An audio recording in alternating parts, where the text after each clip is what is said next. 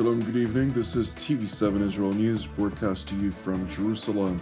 And in today's top stories, Israel prepares for the construction of a pier on the coastline of the Gaza Strip as the United States leads an effort to facilitate a maritime corridor for the flow of humanitarian aid into Gaza.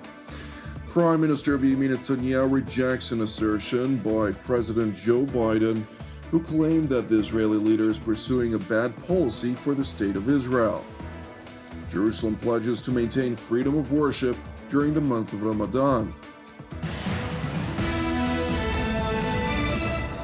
The Israel Defense Forces continue to fight against the Islamist Hamas, eliminating additional terrorists and destroying additional terror infrastructure belonging to the internationally designated terror organization.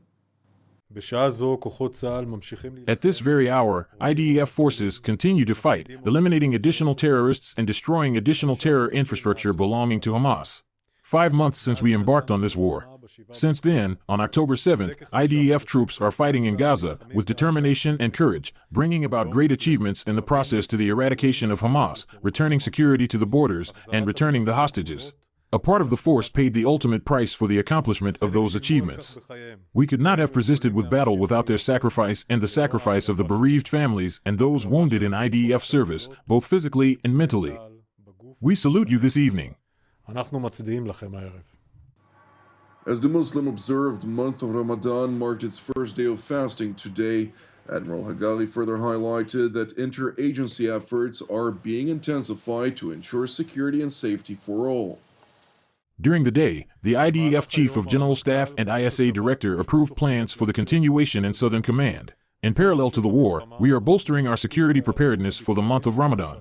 In cooperation with the Israel Security Agency and Israel Police, we are preparing for all operational scenarios and are intensifying our interagency coordination in all sectors, which comes in parallel to our will to allow for orderly freedom of worship, all the while implementing limitations derived from security and safety considerations.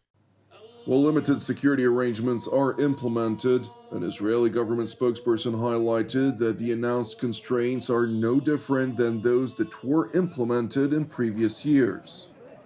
This Ramadan, let the reasonable public prevail. Don't lend a hand to extremists. So today we reiterate that this year and every year, Israel will strongly safeguard the freedom of religion for all faiths at all sites in Israel, especially the Temple Mount and Al-Aqsa. Alongside efforts to ensure freedom of worship for all faiths throughout Israel, which Jerusalem aspires to uphold irrespective of the war versus Hamas in the Gaza Strip, Israel is working to implement, in close collaboration with the United States, a maritime corridor that would also enable an increasing flow of humanitarian goods into the Gaza Strip. I am currently patrolling off the coast of Gaza together with the commander of the Israeli Navy and head of Kogat. We came here in order to take a closer look at how they are starting to prepare the infrastructure required for a maritime corridor. This process is designed to facilitate aid directly to civilians, and in this way, it advances the goal of overthrowing Hamas rule in Gaza. We will facilitate aid via the maritime route that is coordinated with the United States from the security and humanitarian aspects, with the assistance of the UAE on the civilian side. It will include the appropriate inspections in Cyprus, and the goods will be brought by international organizations with American assistance. This matter, per my directives to the IDF, which were made roughly 3 months ago, the plan was already presented approximately 2 months ago. As part of the IDF's preparations that began approximately 2 months ago, the IDF's 162nd Brigade has already conquered the coastline where the pier is expected to be erected. We must remember that onshore, the 162nd Brigade, under command of Southern Command, is deployed and ready to do everything that is bestowed upon them in this regard, to receive the aid, to secure that landing zone, and to enable to humanitarian aid reach those who are in need, and not those who don't need it. Meanwhile, in Washington, Pentagon Press Secretary Major General Pat Ryder further elaborated on the U.S. military preparations for the pier's establishment, per U.S. President Joe Biden's instructions.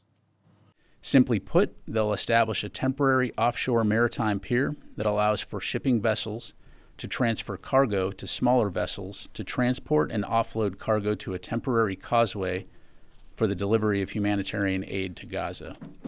Now, we're in the process of identifying, sourcing, and in some cases preparing forces to deploy, but I can confirm that elements of the 7th Transportation Brigade Expeditionary out of Joint Base Langley Eustis in Virginia have been tasked to support.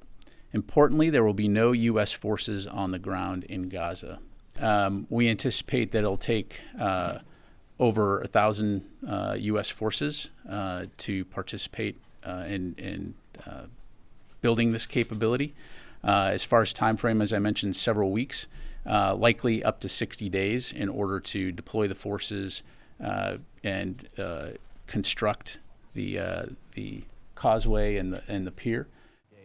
Meanwhile, following an apology made by U.S. President Joe Biden in an exclusive interview to MSNBC, as part of which he voiced regret over the deaths of Palestinians, whom, according to an Al Jazeera report, were struck by airdropped American aid, Pentagon Press Secretary Ryder unequivocally refuted the Qatari report as false. Press reports that U.S. airdrops resulted in civilian casualties on the ground are false, as we've confirmed that all of our aid bundles landed safely on the ground. It is important to know that President Biden, in his exclusive interview with MSNBC with Jonathan Capehart, also seized the opportunity to voice his disdain for Israeli Prime Minister Benjamin Netanyahu, alleging that the Israeli leader is pursuing a policy that is bad for the state of Israel. He has a right to defend Israel, a right to continue to pursue Hamas, but he must pay more attention to the innocent lives being lost as a consequence of the actions taken. He's hurting, in my view, he's hurting Israel more than helping Israel by making the rest of the world, it's contrary to what Israel stands for. And I think it's a big mistake. So I want to see a ceasefire. While citing the death toll published by the U.S. designated terror group Hamas, while stopping short from noting that over 13,000 of those killed are in fact terror operatives, President Biden was asked further about whether an Israeli offensive into the Gazan border town of Rafah would constitute a so-called red line. It is a red line, but I'm never going to leave Israel.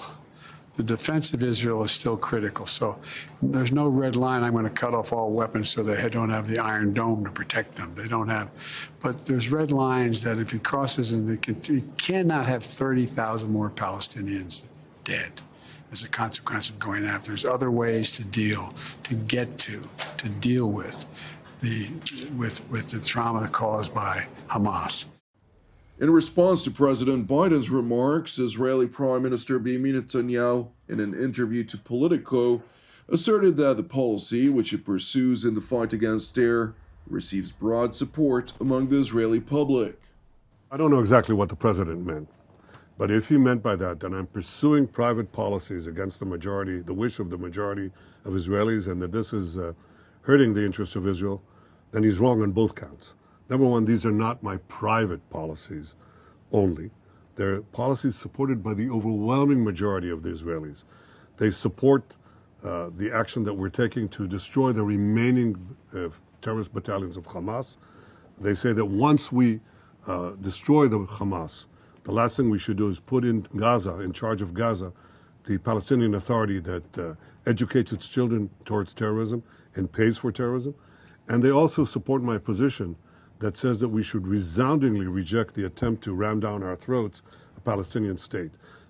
That is something that they agree on, and it's something that I think is also for the interests of Israel, because the majority of Israelis understand that if we don't do this, what we'll have is a repetition of the October 7th massacre, which is bad for Israel, bad for the Palestinians, bad for the future of peace in the Middle East.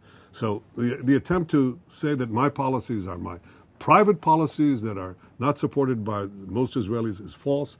The vast majority are united as never before, and they understand what's good for Israel. Well, Israel's defense establishment fights on with the aim of guaranteeing that the atrocities committed by Hamas against the citizens of southern Israel will never reoccur, It is working, under broadly reported U.S. constraints, to reassert security along the country's northern front, from which dozens of rockets are being fired daily by the Iranian proxy Hezbollah. In Lebanon, we continue to operate with the aim of reasserting a security situation in which the residents of northern Israel will be able to return to their homes. The challenge is clear, and we are determined. We will continue to strike at the military infrastructure of Hezbollah, including its command posts, weapons stockpiles, outposts, and any other infrastructure that could be used by Hezbollah and any of its operatives who endangers the state of Israel. It is important to highlight that there are currently over 100,000 Israeli civilians who've been displaced, seeking refuge in central regions of the Jewish state. And while Jerusalem pledged that the reality that existed before Hezbollah launched its daily hostilities against Israel, namely on October 8th, U.S. brokered talks have yet to bear any prospects for a negotiated solution. Thank you for watching TV7 Israel News.